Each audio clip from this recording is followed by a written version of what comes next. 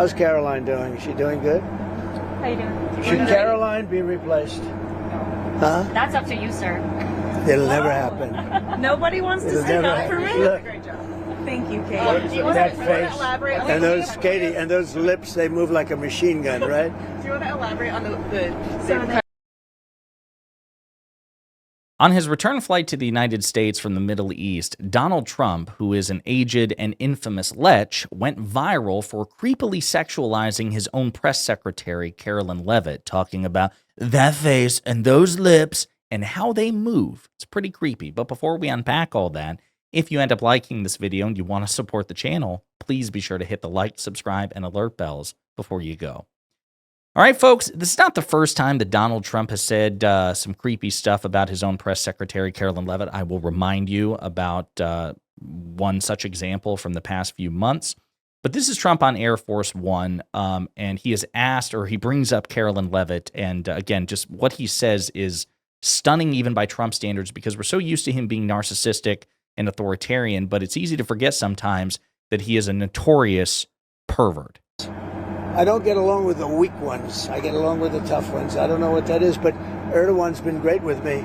You know, when NATO has a problem with Erdogan, which they often do, they call me to talk to him.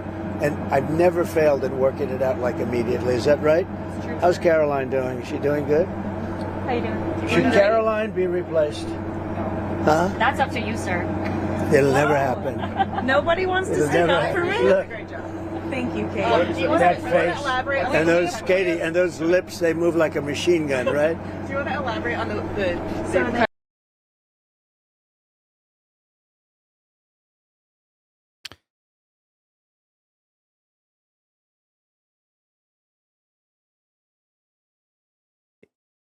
Yeah, it's just really, yeah, like, so even it's strange because the first part of that clip where he's talking about Erdogan, who is the illiberal authoritarian leader of Turkey, like I can more easily, I'm more comfortable with that, even though I know that that's like so much worse on a grand scale, like Trump's kinship with fellow illiberal leaders like Erdogan and Viktor Orban of Hungary. And then for him to just pivot, though, talking about that face and those lips, they move like a machine gun. That's just a weird thing to say. Really creepy and really gross thing to say about your employee.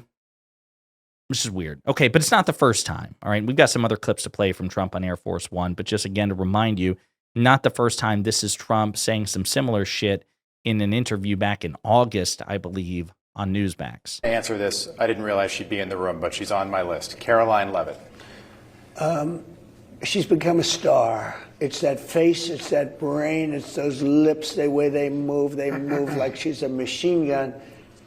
You see, even Rob Flannery of Newsmax, look at him. Look at how uncomfortable Rob is. It's that brain, it's those lips, the way they move like she's a machine gun.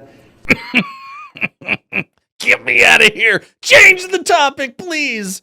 You brought it up, dude. He was probably not expecting Donald Trump to give that sort of answer and to look like that when he's giving that answer. I mean, you can just feel his heart rate like flying through the roof while he talks about Karoline Leavitt. Listen, I've said before, I think Leavitt, in terms of what she does for MAGA, in terms of being a propaganda, an effective, and combative piece of propaganda for the Trump administration, she's the best at it. She's better than Kayleigh McEnany was. She's better than Sarah Huckabee Sanders was. She was better than Sean Spicer was.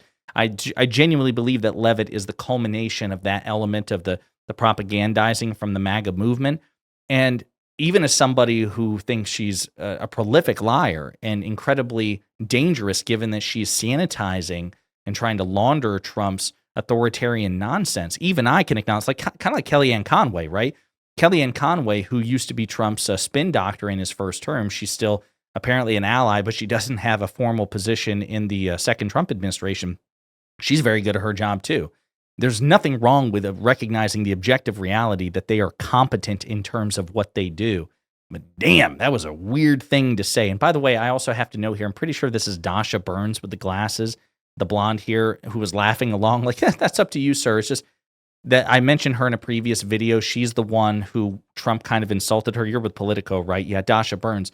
And then he was like, yeah, Politico sucks. You asked too many questions. Let's move on. And she was like, no, please. Karoline will vouch for me. I'm one of the good ones. It's like, that's fine, but let's not pretend that you're anything other than, a right-wing partisan hack like Benny Johnson or like Tim Pool or something. Like, you were not an objective journalist. That's fine. You can be a right-wing partisan hack, but please don't try to pretend that you're some sort of objective journalist. Anyway, soapbox off, Trump's creepiness notwithstanding.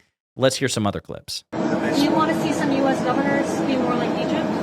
No, I want it to be stronger and tougher and not allow us to have record-breaking crime in Chicago and different places.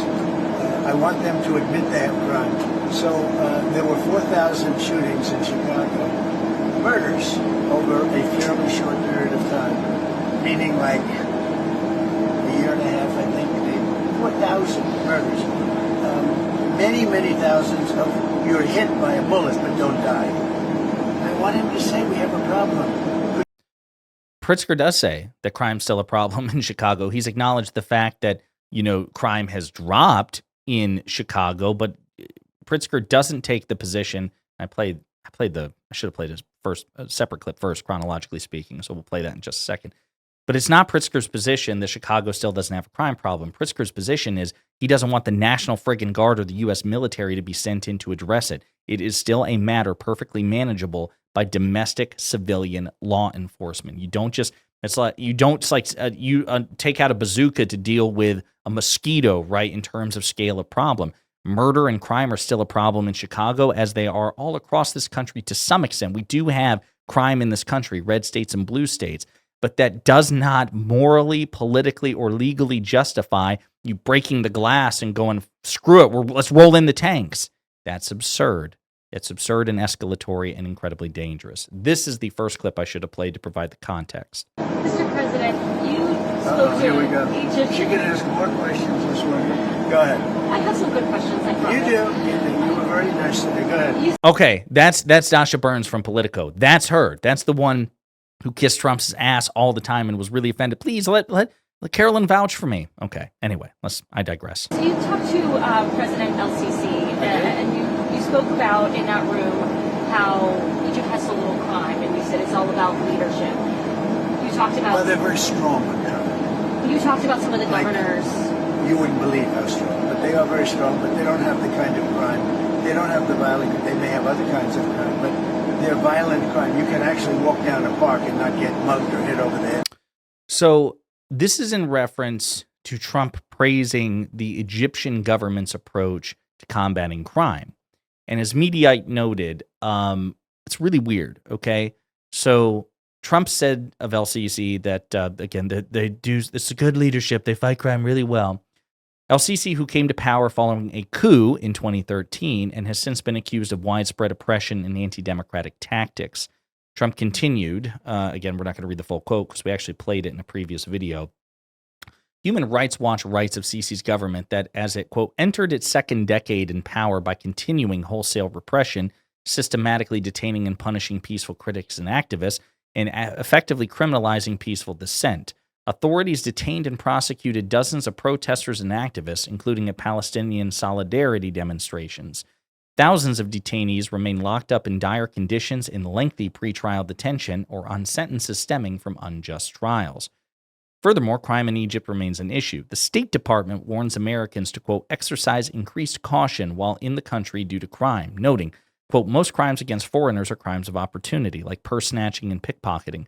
Harassment of women, including foreigners, is a problem in Egypt. It could include vulgar comments, gestures, indecent exposure, and unwanted physical contact. So even Trump's own government is like, yeah, crime has hardly wrapped up in Egypt the way that Trump alludes to. And then we're going to close with this particular ominous comment from Trump as well, vis-a-vis Democratic governors here in the United States.